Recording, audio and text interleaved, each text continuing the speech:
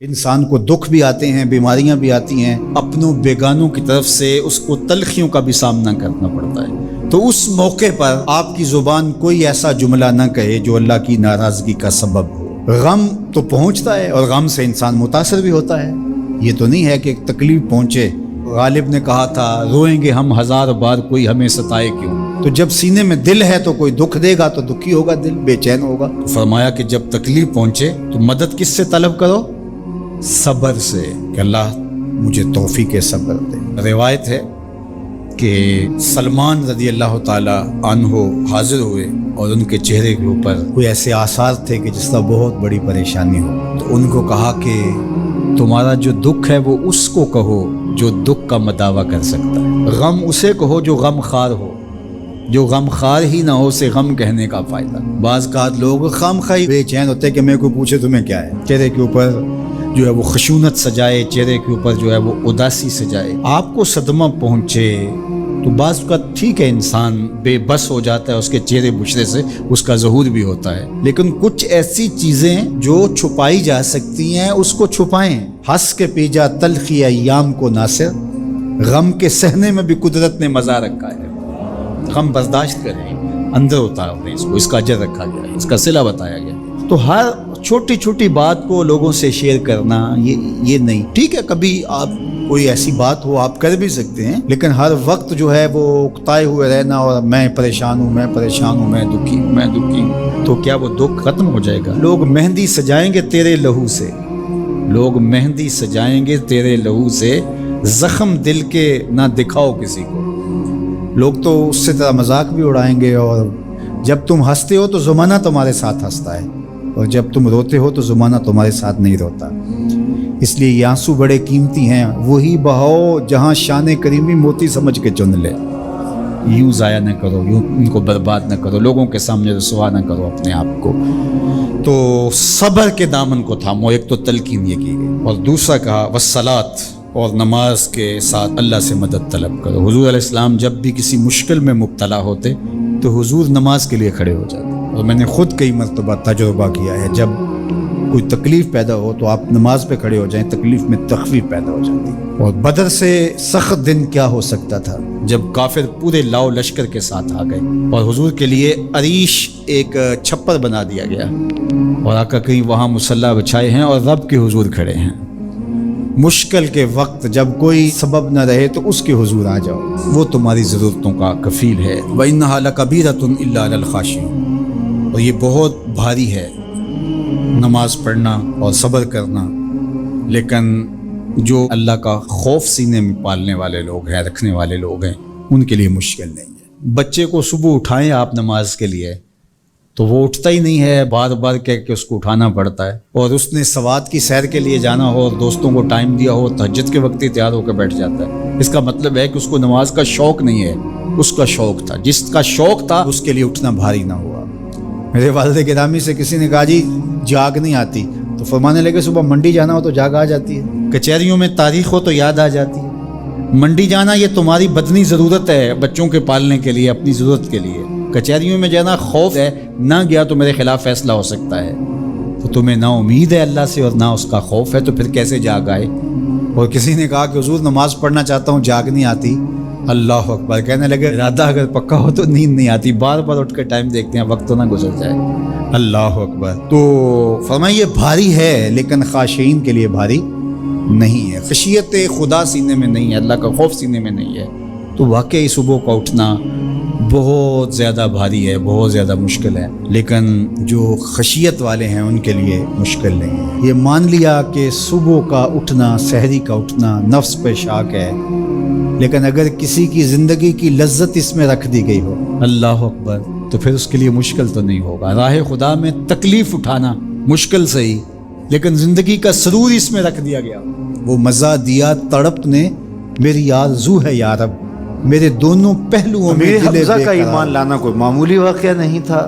جس طرح مسلمانوں میں خوشی کی لہر دوڑ گئی تھی تو کفار کے اندر یہ خبر ایک بجلی بن کے گری، تو وہ بھی دارالندوہ میں بیٹھے اور سوچنے لگے کہ اب کیا کیا جائے۔ آج ایک حمزہ بن عبد المطلب گئے ہیں، کل کوئی اور چلا جائے گا تو یہ تو طاقتور ہو جائیں گے، عمر بن خطاب مجلس میں موجود تھے، کہا تم قصہ چھوڑو، یہ کام میرے ذمہ رہا، میں بانی اسلام کی زندگی کا چراغ ہی بجھا دیتا ہوں۔ روز روز کا قصہ ہی تمام ہوتا ہے، تلوار حمائل کی اور ارادہ قتل سے گھر سے نکلتے ہیں، تقدیر ہنس کے کچھ اور ہی بول رہی ہے۔ سودا لینے کے لیے بازار گئے، سودا لینے کے لیے بازار گئے، ہاتھ اس کے بکے جس کے خریدار گئے۔ تلوار حمائل کی ہے، بانی اسلام کی زندگی کا چراغ بجھانے کی آرزو ہے، گھر سے نکلتے 22 سال کی عمر ہے، جوانی ہے، بانکپن ہے، چہرے پہ جلال ہے، خطاب کا جری جواں بیٹا ہے۔ راستے میں ایک صاحب ملے، دیکھا اور کہا کہ کیا تیور ہیں اور ارادے کدھر گئے؟ کہا چراغ اسلام بجھانے جا رہا ہوں۔ کہا اس کی روشنی تو تمہارے گھر میں بھی پہنچ گئی ہے۔ پوچھا کیا ماجرا ہے؟ کہا تمہاری بہن فاطمہ بنت خطاب اور تمہارے بہنوئی سعید وہ بھی اس آقا کے غلام بن گئے۔ بس غصے میں بہن کے گھر پہنچتے ہیں اور دروازے کو دستک دیتے ہیں۔ اندر قاری قرآن ان کو قرآن سکھا رہا ہے۔ اہل خانہ سمجھے عمر آئے ہیں اور تیور بھی اچھے نہیں ہیں، قاری کو کہیں گوشے میں چھپا دیا اور دروازہ کھولا۔ دروازہ کھولنے کی دیر تھی کہ بہن پہ ٹوٹ پڑے، مار دھاڑ شروع کر دی۔ تم سابی ہو گئی ہو، تم نے آباء و اجداد کا دین چھوڑ دیا ہے، مار مار کے ان کو لہو لہان کر دیتے ہیں۔ تو بہن بولتی ہے عمر سنو، تم خطاب کے بیٹے ہو نا، میں بھی خطاب کی بیٹی ہوں، میں بھی اپنے موقف سے ہٹنے والی نہیں ہوں۔ حیرت زدہ ہو جاتے ہیں کہ اس عورت کے اندر یہ بجلیاں کیسے آ گئیں، تو سوچنے لگے اور کہا اچھا جو تم پڑھ رہے تھے مجھے بھی سناؤ۔ کہا تمہیں پہلے غسل کرنا ہوگا، عمر بدن دھو رہے ہیں، میرا رب دل دھو رہا ہے۔ اتنے میں قاری قرآن کے ورق لے کے آ گیا اور تلاوت ہوتی ہے طٰہٰ ما انزلنا علیک القرآن لتشقیٰ، اے 14ویں کے چاند محبوب، ہم نے قرآن اس لیے نازل تو نہیں کیا تھا کہ آپ مشقت میں ہی پڑ جائیں۔ تلاوت ہوتی جا رہی ہے، عمر کی آنکھوں سے آنسو ٹپکتے چلے جا رہے ہیں۔ کہا عمر کی عمر برباد ہو گئی، چلو مجھے حضور کی چوکھٹ پہ لے چلو۔ اللہ اکبر۔ دار ارقم میں حضور تشریف فرما تھے، تلوار اس طرح حمائل کی ہوئی ہے اور اسی حالت میں حضور کی دہلیز پہ جا رہے ہیں۔ دروازے کے سوراخوں سے دیکھا صحابہ نے، کہا کہ عمر آ رہے ہیں، تلوار ہے ہاتھ میں۔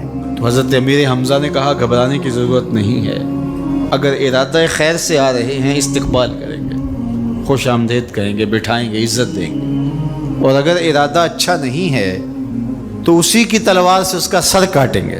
دروازہ کھلتا ہے، عمر حضور کے سامنے آ کے بیٹھتے ہیں اور میرے حضور کہتے ہیں عمر ابھی وہ وقت نہیں آیا کہ تم اسلام لے آؤ، اور یہی وقت تھا عمر کے اسلام لانے کا۔ حضرت عمر کلمہ پڑھتے ہیں اشہد ان لا الہ الا اللہ وحدہ لا شریک لہ واشہد ان محمدا عبدہ ورسولہ۔